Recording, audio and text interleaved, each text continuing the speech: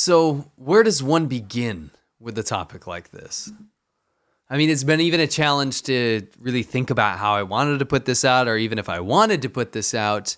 This is not normally the kind of video that I do. Bear with me, but I think I'm onto something quite important. And now, if this sounds like I'm gearing up to tell you something really serious, it's because I am. Now, stick with me. This will all make sense in a minute.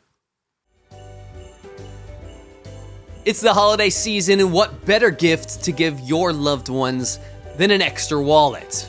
Gone are the days where we need to carry some ridiculous, bulky wallet that's full of stuff that you don't even need.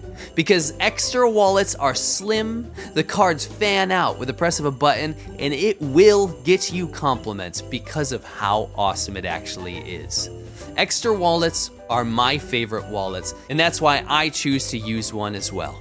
During this holiday season, if you go to partner.extra.com/Lawai86 and you use the code Lawai86, you're gonna get a massive discount off this wallet, which makes a perfect gift for anybody around you. Whether it's family, friends, anybody during this holiday season deserves an extra wallet. So don't forget to go to partner.extra.com/Law86 and use the code Lawai86. Get that discount and get the best gift you can give this season. Thanks.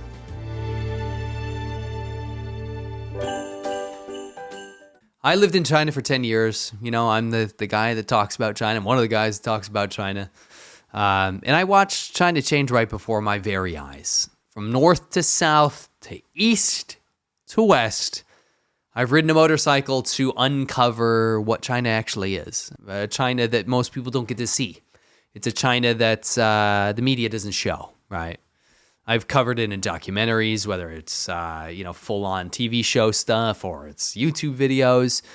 I've shown people a more human side of China than most media has done so in the past. In fact, recently I've seen a ton of very inaccurate travel content of people going to China very recently and filming and reporting on exactly what they've been fed by the government. And I'm not even talking about whether it's on purpose or not. Some of these people are just blissfully unaware, but the first tier cities, the very developed stuff, the curated image of all the mega structures and mega projects that the government has laid out, completely ignoring the massive glaring problems that China poses to the world and to their own people.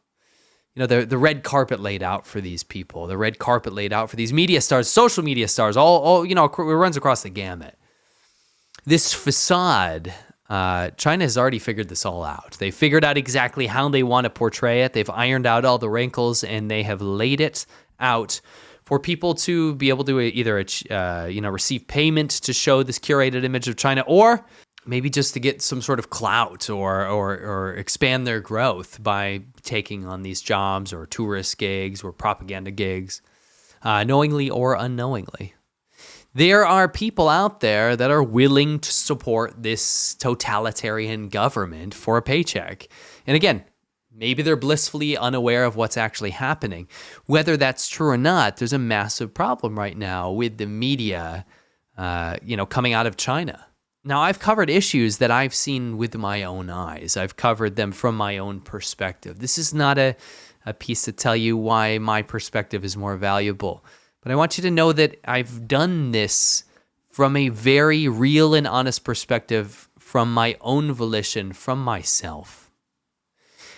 The things I cover now that are happening in China, those are from my perspective and my experience. These are not a $2,000 trip where I was flown to Shanghai and had a massively positive experience and then I get to go home.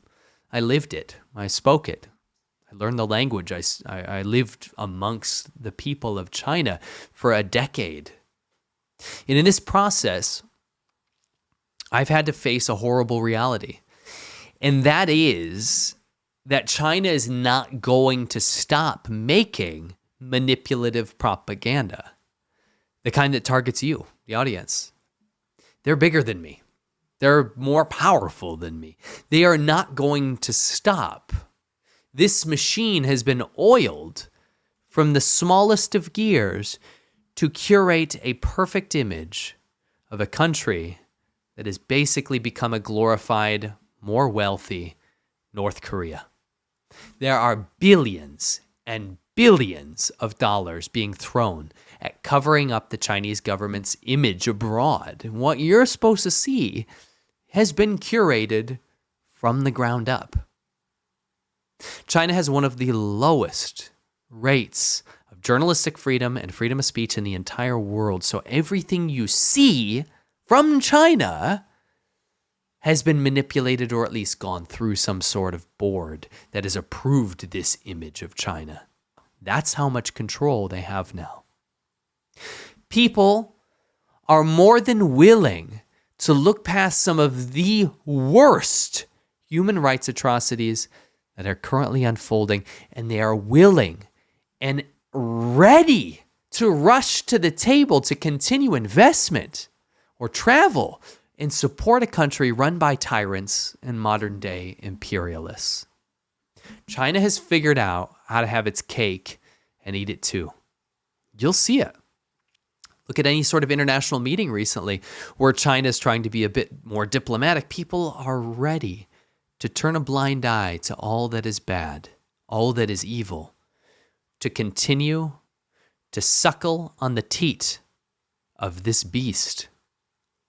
By manipulating search results, China entering education systems, taking advantage of loopholes in shipping and international trade laws, signing agreements with politicians and buying media influence across TV, movies, YouTube, and other social media platforms to support its own nefarious goals, China's media influence simply supersedes any in the world. I'm talking any country in the world. Maybe not through soft power, but through direct manipulation from the top. In trying to combat that, like I do, it often feels like an exercise in futility because they've got so much to throw at this image. China is run by a one-party state that has played its hand so well to be able to take advantage of greed and really, at the end of the day, man's evil nature. It's a feat that has led China to avoid serious repercussions for, and I'm not kidding, quite literally everything. Any of its mistakes and bad deeds have not been answered for. Now, if this sounds like I'm gearing up to tell you something really serious, it's because I am. Now stick with me. This will all make sense in a minute. A little over a year ago, I was visiting Hawaii, and when I was in the shower, I was washing, I felt some sort of lump near my neck. It was small enough to not cause panic, but it was big enough to cause me to think about it. It's like, why have I not noticed this before? I'm just noticing this on vacation, a very rare vacation that I pretty much never get to take. So I went back to my family and I tried to enjoy the day, but I simply couldn't relax thinking about this bizarre hard lump on my neck, kind of neck back area right here. I decided to take an Uber to the hospital, and on the way, weirdly enough, I met a very kind subscriber who was my driver. Shout out to you. I won't name your name, but we had a nice chat, and it took my mind off the matter. But after getting to the hospital, the whole vibe changed, and this is something that's really never happened to me before. The doctors and nurses were nice, but they were pretty perplexed at the mass under my neck, and they got me in for an emergency ultrasound. They were initially worried that it was like some sort of fluid, maybe some sort of infection, but the ultrasound showed that it was hard in mass. It was not like a fluid buildup. And the mood shifted entirely. I mean, the doctor came to talk to me and told me to enjoy my vacation as I'm not in like any immediate danger, but made me promise that when I went back home, that I would get it examined immediately. And this is the kind of stuff I don't usually share. I didn't ever bring it up in the past. But I think it's very relevant. It's very important that I tell you, because when I got back, this changed the whole mood. Fast forward to me getting back home where I had this growth examined. And the doctor asked me some questions and concluded that it was probably just some sort of like random growth of fat tissue. But the problem was that over the next 6 months, the growth had slightly enlarged. And that's kind of where the alarm bells go off, right? I'm talking like 1.5 times the size. It wasn't massive, but I went back to the doctor, and it took a while to be seen, but the doctor agreed that it was time to get it properly looked at. And none of the staff thought that it would grow, and that it was just a minor anomaly. So I went in for a CT scan, and they checked for vascularity, which is basically a warning sign for cancer. And they showed that there was probably no vascularity. The medical staff basically said that all was well, and as long as it doesn't grow anymore, and they implied that it shouldn't grow at all anymore, that is something I basically just will have to deal with. It might just be like an ugly thing that's part of me, some sort of like, thing I don't want on my body. But fast forward again, I noticed it was about 5 times the size now, and at least to the touch. And it was something I almost avoided. Like, I didn't want to touch it to see if it was bigger anymore. I didn't want to even pay attention to it. But when it was that much bigger, it had grown massively, and alarm bells went off. I also noticed there were other skin growths on my body as well. So I booked another appointment, and I said that I'd like it checked out again, and they suggested that I could have it removed and then sent in for examination. And yeah, I mean, that made sense. Like, rather than just have a little piece removed and checked for cancer or whatever, why not remove the whole thing and find out soon? So I booked the surgery. I went in for surgery, and the last thing I remember is going under anesthesia, until I remember waking up mid-surgery and trying to take the anesthesia mask off. And that was horrifying. Thankfully, I don't remember any pain, but it was shocking to say the least. I mean, this is not something I have experienced with. It was not nice. But I woke up with a massive, about 8-inch gash across my shoulder, and what felt like a pit of missing flesh, because it turns out it was a tumor. And it was deeper than was expected. So the surgeon, when they went in, they actually had to cut much deeper than anticipated prior to that. And cutting this tumor out of the muscle and flesh left me feeling pretty terrible. But hey, it's out now. Now I just have to wait about a week for the results, right? Wrong. The adhesive that they had used for the wound ended up slowly causing my body to reject it. I had a horrific reaction to this adhesive, and my entire back, and I apologize if this is graphic, but over the course of a few weeks, it ended up in just white blisters and the most insane, painful itching that you've ever felt in your entire life. I mean, like when you see bears rubbing their backs against tree bark. That's what you wanted. That's what I wanted to do, except I just wanted to die in a fire afterwards because there was no relief. It was truly, truly horrific, like searing pain, and it was relentless. I was put on a medicine to help, but it just made me a useless idiot. And the entire thing took ages to heal. I mean, I'm talking weeks and weeks, if not months now, of fighting infection from these blisters, from these chemical burns, and this horrible histamine reaction to the adhesive that had already been removed. It seemed like forever. And the danger was that the infections from these blisters and from these chemical burns and all the disgusting stuff like pus and stuff would enter the wound, and that could potentially be devastating. So the tumor was one worry, and at the same time, I'm fighting off these horrific infections and trying to survive this ridiculous process. Anyway, this process, the whole thing took forever to resolve, and to be honest, it's just kind of resolving now. But the good news is, in the end, the tumor was benign, so it's cancer-free. I am technically a cancer-free, I think. But during this entire process, something happened. I mean, and it wasn't just the surgery. It wasn't anything. It was this whole long-term process. I started to examine things differently, and not because I was facing any sort of medical issue. I just kind of, it put me in a different perspective, a different lens. I had a different lens on things. Something happened.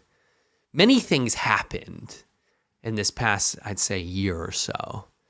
But one thing in particular changed everything.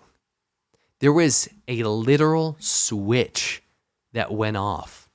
It was something so jarring and so eye-opening that it really made me look at things in a completely different light. Not changing my perspective on things, but to look at something that's so glaringly important and obvious that I have been ignoring for so long. And I'd like to share this with you at some point. I want to tell you guys about this, but I wanted to tell you that I found something that I would like to cover that I think, while still very much in line with China, is more relevant to everyone in the world, especially Americans and Westerners, but really everyone. It's something that affects us so deeply that it feels like it's immoral not to cover it. It'd be immoral if I didn't touch this topic. It's something that I think affects each and every one of you watching right now, and I don't mean that in some sort of cheesy way. I mean this in quite a literal sense.